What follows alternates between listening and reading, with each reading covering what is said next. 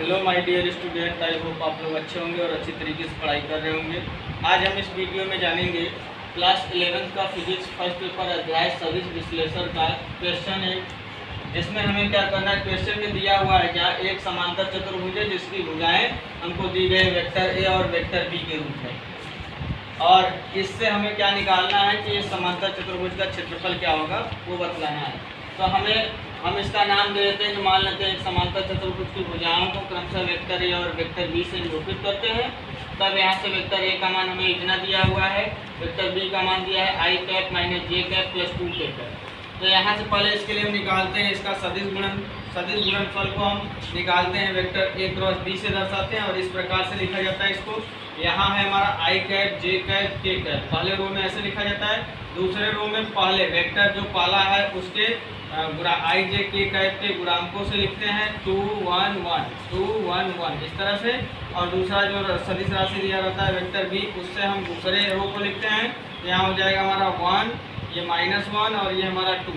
तो इस प्रकार से ये बन गया हमारा एक डिटरमिनेंट, और इसे सॉल्व करेंगे। तो इसे सॉल्व करने के लिए हम पहले लेते हैं आई को, जो कि प्लस में होता है, इसको लेंगे तो इसके सामने वाला कॉलम, इसके सामने वाला रो बंद हो जाएगा।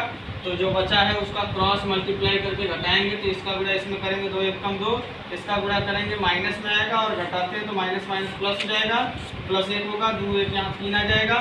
इसी प्रकार जब इसको लेंगे तो इसका चिन्ह माइनस होता है तो माइनस जे कैप लिखेंगे। अब इसके सामने वाला कॉलम, इसके सामने वाला रो बंद करेंगे तो ये और ये बचेगा। तो इसका गुणा इसमें 2 दूनी 4, इसका गुणा इसमें 1 1 कम 1, इसमें माइनस होता है। अब इसके बाद इसको लेंगे तो प्लस हो जाएगा, प्लस के कैप। अब इसको लेंगे तो ये कॉलम, ये रो बंद, तो बचा ये और ये, तो इसका गुणा इसमें करेंगे तो 2 1 कम 2 -2 आएगा, इसका गुणा इसमें करेंगे तो 1 1 कम 1 -1 आएगा। अब इसे सॉल्व करेंगे 2 1 3 आई कैप, इसको सॉल्व करेंगे 4 में से 1 गया 3 -3 जे कैप, -2 -1 -3, इसमें गुणा करेंगे तो -3 के ये होगा।